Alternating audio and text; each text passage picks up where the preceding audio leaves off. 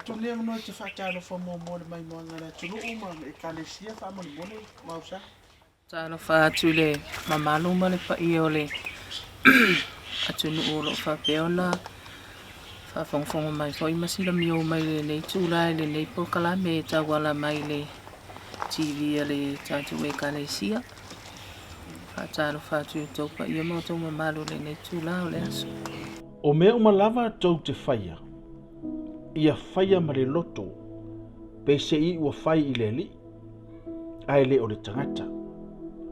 A wa ua utou iloa. E maua o tou mai le li o le taui. O le tofi lea. A wa ua au na utou I le li o Keriso. A upo le apostolo o Paulo. O loo mamanuaila na faa malosi I le kalesia I Kolosi. I le tāua o le soifua au auna. O le soifua ngā lulue e whaatino I le loto malie, e ola fie whai mea sili. E leiti o foi, le poto o Solomona a sa afi I lana whaata oto. E iai le mau I ngā luenga uma. A o le upu ala ngutu, na o le mativa I uiai. Ai whai mai le mau ai e popoto o le mea e iai le loto. E iai le awala e whai ai. A ole mau lau whaatua tua a le afu, e le mawhai o na maona I manuia. Ina ua whaato I laloina le urua I tangata talu le fiatua. O ia mau whaa upunga uma. O loo tau ma manu ai le ano fale o le nei wha moe moe ma le nei polkalame. Le lo loto ma le anoa a e sili ai le taua. O le ngalue ma le loto e wha moe moe I le tua. O na maua I lea o manuia. Ino wa inu malie le ele. I le afu e malingi I le ngalu lue ma le onsai. O le soifuanga lea e mawhai o na tau wha matala ai e le polokalami. Le soifuanga o le tina. Po le fionga ya Muaa'usa to le afoa Fiona wili talouli. O le fioanga o tula eli. A o fili ngama ono sai e tau papalu la lati na ai. Ma le pisi nisi Missionary I watu ua le malo. Le susunga I le lei a taua le tau wā. Pese tata ma le langi elisaya talouli. Sa a mata whaatino le atina e o la au. E whaamata ngofiei maota. E teu wai o fisa. E mawhai foi o na whaataulisi. E o fisa e whaamata ngofiei. Whaasolo mai ai ina ua whaalau tele I se pisi nisi. O le te wina ma le whaamata ngofie ino whanua. Le e whaaperitani e ino le landscaping. Pei tai a sia e le polokalame. Wa ano isi ati nai. Ua whana nau mai ai isi ati nai. Sa whaatino e la ua. Na a mata mai ilele ai o se mea. Na tau whawhatu ma tau papalu. Inai meo le sio manga sama whai o no la maua. Whaatasi ma loto o ila ua ne ina tuu whaatasi. Na amata whawhau ai le tausanga I luafe se fulu e tusa o le mōli maua Muaa'usa. Le ati na e peo na asia e tātou porkalami. Ai safi nau ma fili ngā ma o la loto. Na afuai o na tupu maona. Ma o le luafe se fulu ma le wha. I le mōli maua Muaa'usa. Sa amata I lona si itia I le isi tūlanga. Le ati na e na o la tau mawhai. O le tausanga e lua afe se fulu. Sa amata mai ai ia le amatanga o le nei pisinisi. Ai sa matele lavalanga I la aui e ave haya I tono ofisa. Ia na amata mai ala I le ofisa I tas. Ia whaso solo mai ai ala. Ia le ina ua o mai le tausanga e lua festival malwha.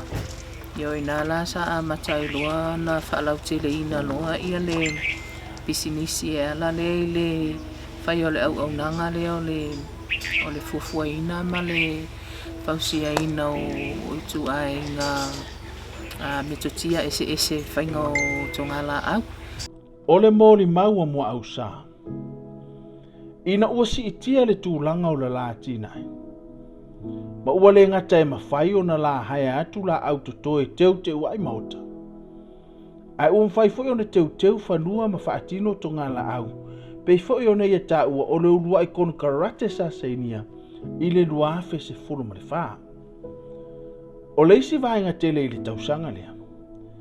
Na whausia i loa le ingoa e ono whaa ingoa ai le atina po le pisinisia o mai i le so. Sila ma mai moa le atunu ma paanga o le nei polo kalame i le ingoa o whaa ingoa i nai. Ma o se ingoa na ia la tuu whaa atasia e fua lava i le sio manga ma le soifuanga o lo la ainga i aso faiso. I o le garden view landscaping, ia o se ingoa sa ma ua tuu whatasia ma le tamau le ainga.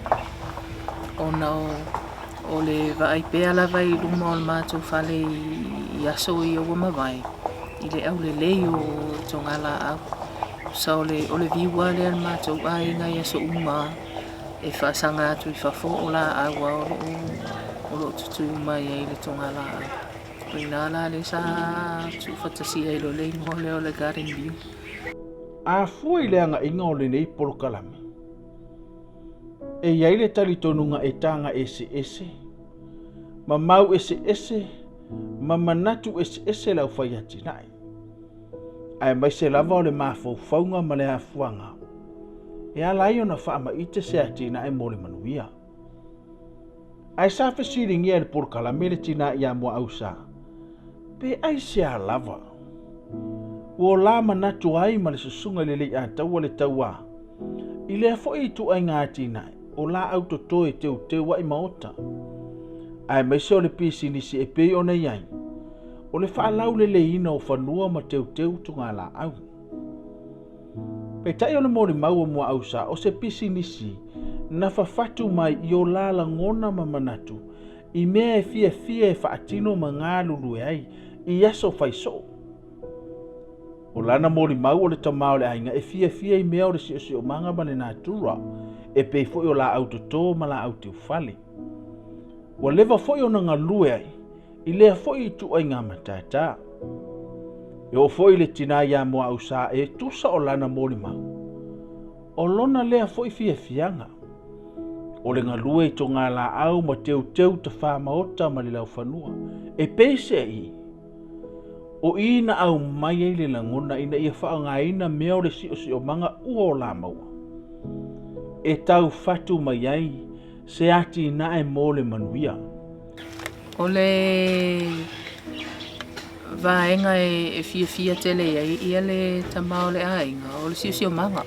Wa e peo i fo isanga lue ai mo le telo tau sanga wa tuanai. Ia o le tasi fo ileo vaenga o te fia fo ia uia ai. O le sio manga le tātou te nono fo ai. E se le matango fie pe a tātou tau mwhai e teu ma matango fie. Ia o e peo ina mai e se la ngona e whao sofia e whausia ina ia ni vaenga ese ma whelanulanu ai. E matango fie le sila fo ima ia male vaai atu fo iai. Ia ai mese i langa. O wao ina tātou le tele o vaenga o swinga o tau. Ia pei o le sina vaenga sa matou tau mawhai ai. Ina ia lava pea le iloa matau mawhai fo e whaasoa tūle tō mai e ale tangatai e whainga luenga mai. I awala pui ai ma fisosoani ai swinga o tau le ai. Wai o telo o tātou ia e fifia e tatu i lalo ia la au ma vaenga whaapea. Ia ai e vaaya fo i tono se sio manga e tumu i la au. O te ilo e au i o sio manga pisilion sanga le muma ma naia le ma luo le ea. Fisosoani mai fo le la au le ola fo e au mai tangata soifua. Sa lei whaingo fiele a matanga e pei lava o le masani a so o se ati nai. Pe a mata o nga lui. Sa a mata mai lava i la au masani o lo ta tele i le tele o tonga la au. O la au sa mawhai o na maua i lo la whanua. Na tau a mata mali ai. Sa le I ai se au whainga luenga e whesoa soani. Pei lava na tā ua I le temi ua sola. Na tau papalu I o la lima. E na o le teimi e mana vai a le o Muaa'usa o le sasunga le li ataua. O nai teimi a vanoa ia. E tau whaatino ila la tina e o le totō, whaola, teu la au totō mo teu ngō mota. Mo le whaatau inatu. Matanga o le pisinisi. Sa mata mai la au e tatele le umasani tātou taipe o le lau ulu. O le la awa ia na sa mata mai ia le fuafuanga mo pāti ia ave haia I tonu ofisa. Ia so mai ai lea ma meo o niu o pulu o la au ese umana a o la au na. Whaamata e le taulia I le sila antelo tangata taimini. A o matua mana ia to e au le lei pe a o na teu wha au le lei mai. Ia o la au na amata mai le pisinisi I le haia ina le o pāti tonu ofisa. Ai o lona whatinonga, o le whangitaa ia. A wael taimina e le I inta te whainga luenga. Ia o te whainga luenga I le tae au. Ia no manawa tuaina na tale lima alo ta mawhauwhau o ta whi sau le whale e whai ta whi au mo tanga luenga. Ia no te sau lola ia lea whai la au ia. Ia a iese la au e fōu lau wa ai. Ia e ono le taimi wa te wa ia tuai wa wheo lolo ma wa tele mai le la au. O te tanga loa lea oti. Tau mwhai a whaamili wha tele. O pāwa nao le mea sa whai na vai taimi. O lo tau anga lea e whaamili la au. Ia o le mea whoina al tamale a inga ina ua mano lo mai langa luenga sa iai. Ia e fisosoani a fōi malana whanau le fuila au ma o wal whawhita au lia na iai mo meo o manu. Ia e pui e whai mea e pui mai ei la au whaleanga ina e mea ola. Ia o peo le amatanga na sa amata mai ei ia le mātou ia tina e nā taimi. Insert 5. Sa amata I le tasi le ofisa na saini 5 ma whaakone karate. I le haia ina o la au matau mawhai e loa Muaa'usa malona li e a puti le seleni. U mawhai o no la maua. Ina ia sanga ati hae ai le pisinisi o lono winga. E fōringa mai o le ati ina e mari pisinisi. Na matua ta pena whaafafine tō anga. I le loto ma le mafau fau le lei. Lona whaatino ina ma lona tauatina ina. A mata e tasi ale ofisa sa a mata ia o na haya ia la au. Ia ti ngā fo I le lava le whaasua le nātai. Ai sa tau mawhai lava e awane I whaonga ina ia se le ni le wateu mo la au. Awa e tele fo I me mana o mia. E o le watele la au whaamele. A o lona lave. E le mawhai ona ave ai whaapea I tingi pepa I tono ofisa. Ia tau whatau mai ia bot vaenga whapena e o fo I le tanga palapala e whaonga mo whaale ia tili o le palapala ma vaenga whapena. Ia ai o le tūlanga lava na sa iai. Sa o le mawhauwhauna iai. Se le tupe mo le whaalau tele ina. Ona o le mea fo ina sa ave ai ia lata ia whaamua le nātai. Ina ia alu I luma. Ia tupu maola. Ia e tele I whaia se mea fo ilea I na o taimi a lea sa whai ai umailo ina o la tawa ai mamao ia sa o tama whau ia. Le lopo le si se fulu lima ili se fulu tausanga o luma. Wa matao na tino mai se mea o ngā o le nei pisinisi. Ia le usi sila ia lau sunga fo I o maila so. Ia o tausanga ne atua ile se fulu tausanga talu ona whaavaina mai le garden view landscaping. Ia ua tupu maola. Ia e whaftai fo ile tua I lona alofa. Ia wa an le ile alofa le tua le whainwhatai lunga po le ale poto malanta mai o tangata e arua lungata. A o le alofa o le atua ia wa o le sile vaenga. Tano ai le ali mai le ola man malo si mafisa soani mai. whaasino mai le ata mai e whaataunguina i nei vai. Pei lava ona tā ua i le temi ua sola na a mata i la au e totō ma whaatau pe haia foi. Pei tai. Walau tele le pisi inisi foi o mawhauwhaunga. Pei la ona i le teu ino whanua po le landscaping ilona whaapirotania. Ai ua whana nau mai nisi a tīnai.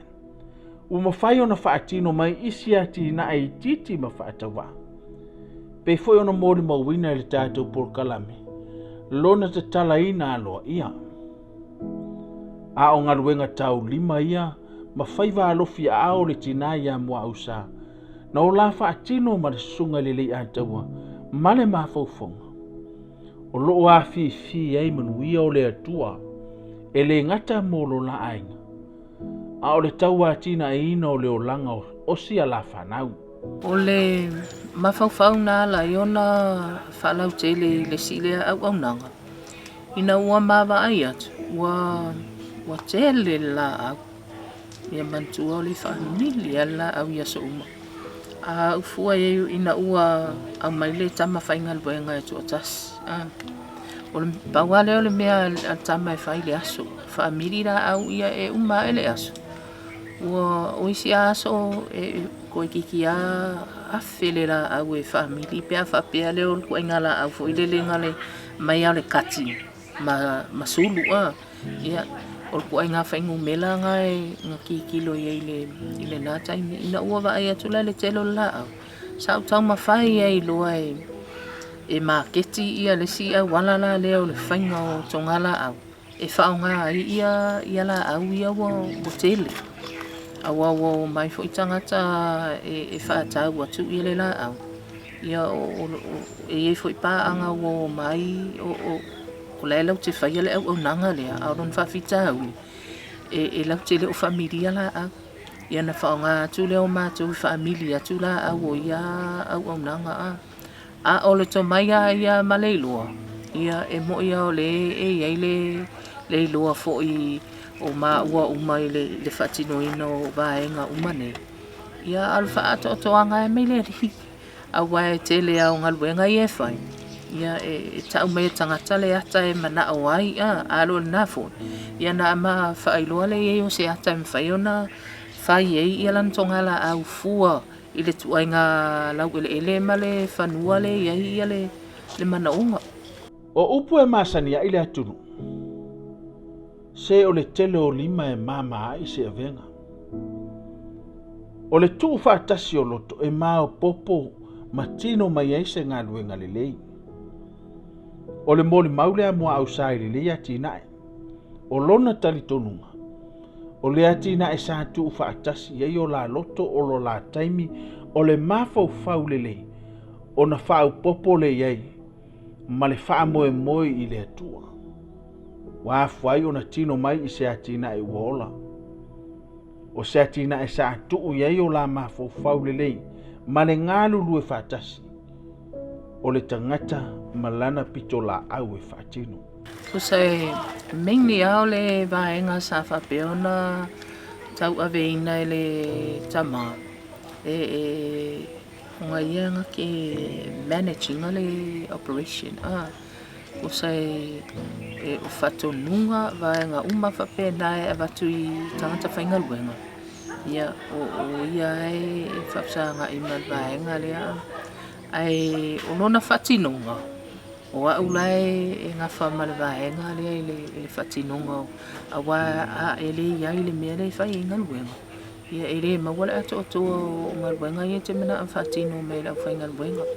Sanau e peo le o big boss ia i se o tō lua le taimina.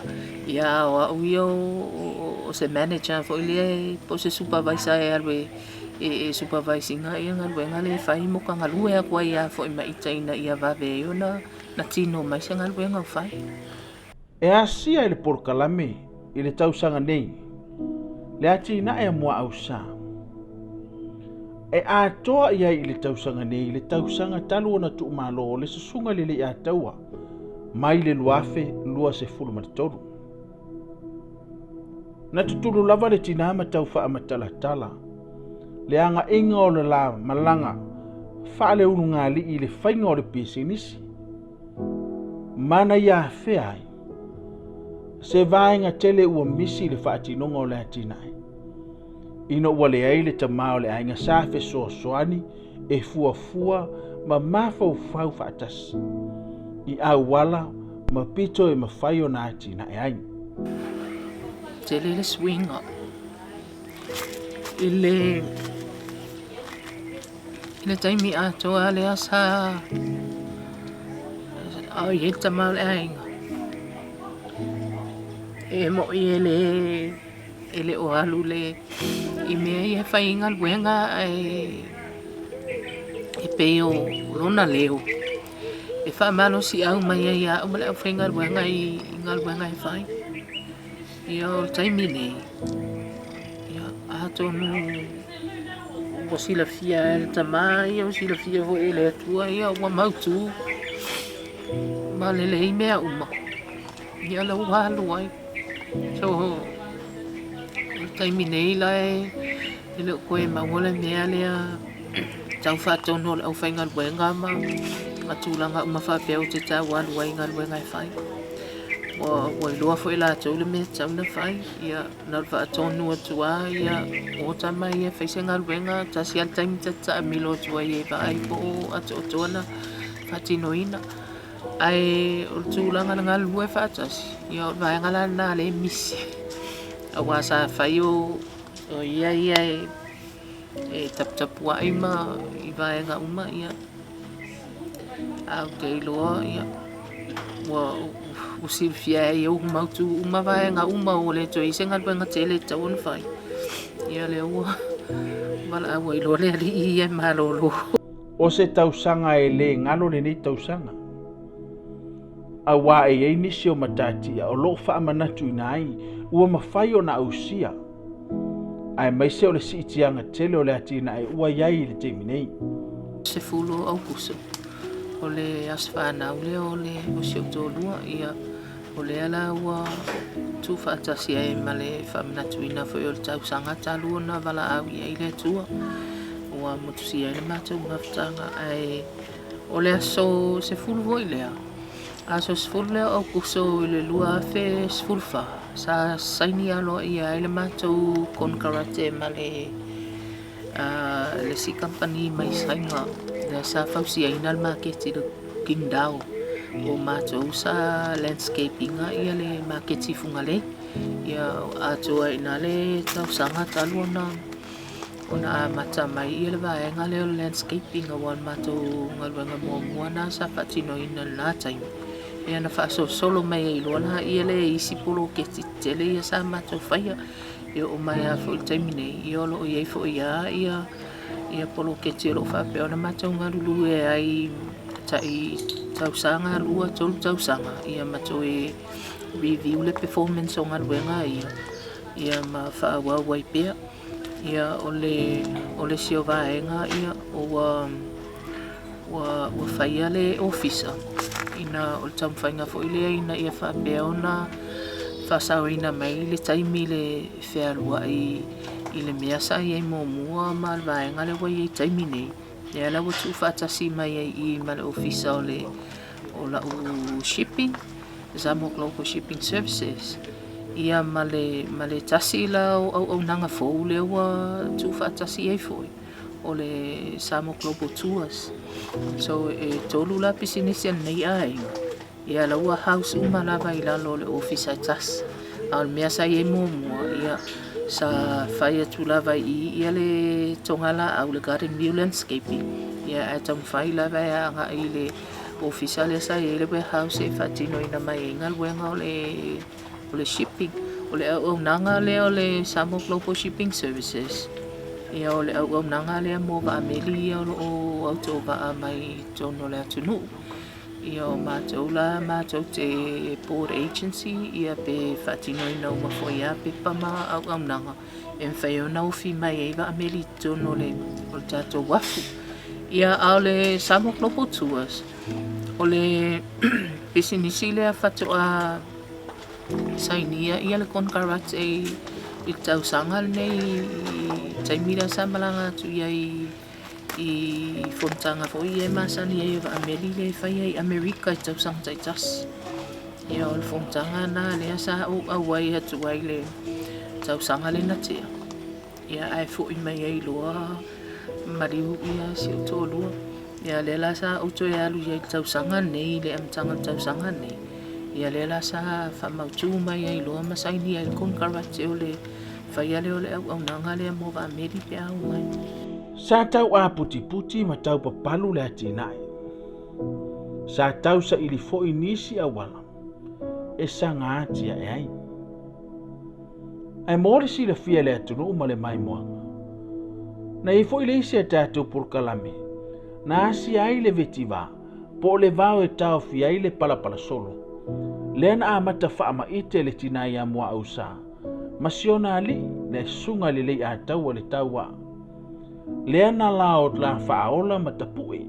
Matufa tufa inatu. Lea ua tele ina tua iai le tele o matanga aruenga. Ai mese foi o le atunu.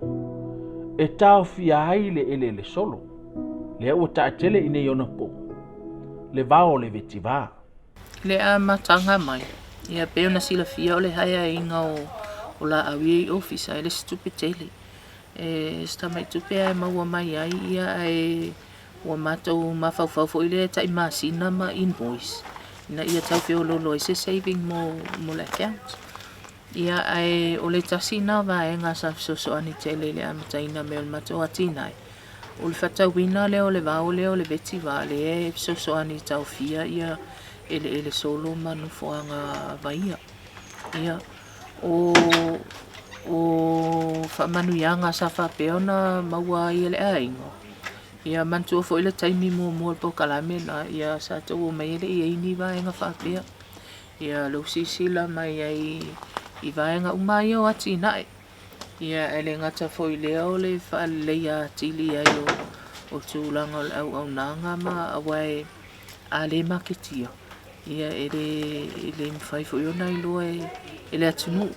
Ai fa tai fo po kalame na mai taimi sa so ani mai ele fa la lo ino o le vetiva le asa mafai ai ona sila fia tangata no foanga e vatua ia le fatawina tua le vetiva.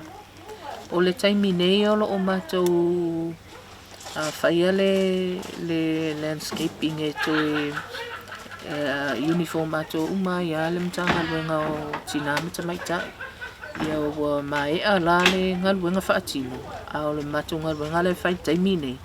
O la wa mata ona fatino le ngaluenga fo ile o le taisia ina male vaaina. Se ia umal taimi faatulanga ina peisa ave ia ile ofisa. Ia o le singaluenga tele sa matou faia o le mtanga luenga o waonga ile fale mataanga fo ile le watatala I marifa. Sa matou faia atoa landscaping o le falelea ia sa matou faawawina le falele ia le tastau sanga. Na ua mai alo tastau sanga ia la watu alo ia tu ia la tau e faawau pe ai la tau. Ia oisi au nanga ma isi ngaluanga sa matou faia a wale mo faia na matou te fatino ina ia le va inga pol tau sia inga. E ai le McDonald's Family Restaurant. Ia o mako fo isa faia la mtanga. Ia ai wale mfaingo mako fawa wina le te wina. E on mea na le mau te faia le taimi nei. O le te wina ma faa matangofia ina o tongala au. So ile ngatala na matou faia tongala au. Ai tu ulo ia I malesi au nanga na ina ia mafai ona fatu mawina peale au le mel matangofia. O matou ngaluenga tele la o faia taimi nei. Io le loto ai I ale ekalesia o la ka io asona tai I pesenga I tono le aonga. Ia ma oi sauniatu. Au na loto ai o matou faawawina peale te wina male vaia ina ia tu mawina peale na matangofia. O le ngā lulue whaatasi ma le loto e tasi. O le whaatino foi ma le loto atoa e wha moe le atua e le tau mate. Le tau no unga manuia. O le tua lalo le a Muaa'usa I lona talitonunga e mawhai foi e nisi ua mai moa I le nei porkalami. Ona whaatino le nei atinai. Ina ua whai ma le loto atoa. O le memo mua ta ua i o ngā lue whātasi. O le tamau tina man whanau. Ia. Ai o lesi le vaenga o te mana o ai o whasoa ai. Au le fiu ngofi. Mai lesi tangata e whai atua tasi lua tausanga a matalona whati. E mana o ai e whai atu lua tino mai se mea lai mana o iai. Ia, pei foila o le mau ia lea o whai atua. O le wa atua tausanga nei se fulu o tausanga talu na whai nei atina. Ai o te le o fiu wai le whati noina. Ia, o le tūlanga pitusilina ta ua ia te au. Ia, whalau tele le va ai. I luma le luma nai. Awa le pupu le va ai na o ni nai tausanga po sin taimila i titi whati noina ai. Le ai te taumawhai pia. Ia, le ia se mea le taunu usun taunu ungalelei. Pea ngā rulu e whātas. Awa tatono e au ia ana whapea fo i o le maa ua pisinisi e ngā rulu e au ai le minoira tamai lana pitola au. Ia, fiu fo i ai taumawhai. Ia ai o le mea nai o iai o le whautuanga ia au le fiu ngō fie. E rei fo se mea tātou te maua ma le fi le mu. Ia a le palapalali mai le mau le tupe. E fo isi ia le o mai le taimi wo le you know le wa ye le ofisa vai nga whapena le o kaimila nge o ia nga lo fasanga kuama faile paperwork o ora ma me whapena ia nga lua mai le o whainga luenga ai o te lofo ia o le sifo ia le vai nga pitusili na avea mwhawhita uli le pisinisi o le o whainga luenga ia wai o le taimi ua whamaoni o le taimi ua le whamaoni ia o le taimi ua walelei mai o le taimi ua le anga mai ia e taumwhai a fo e tautala iai wai o tangata fo i peia fo i o tātou ia i loo ia le alangona o te taumawhai a encourage la o whenga ruenga mo whai iai wai o tau e kusa lea ka ko o la unga luenga fo i lea sa ufai ai ina ua lava le tupe o ulua e tawan tutongi se soani mai la unga luenga le fai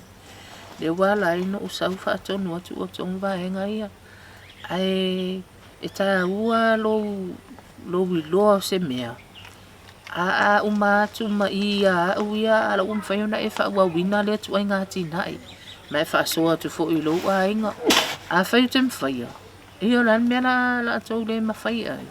Whai fo ina whai. Pau walwa e nga e le mwhai no whai ai i ati na e o matau mawal taimine. E le mwhai ngo moare wa mo se loi. Le se senga na a wa e nga uma. E whai nga whai. O nga lue nga uma e tau le whai longanga ngi nga lue nga te maloloa ma whawhine o te ine Malili Usa uma o ngalua nga uma e whai anga whai pe awa pe ala iei maloko e whai ai.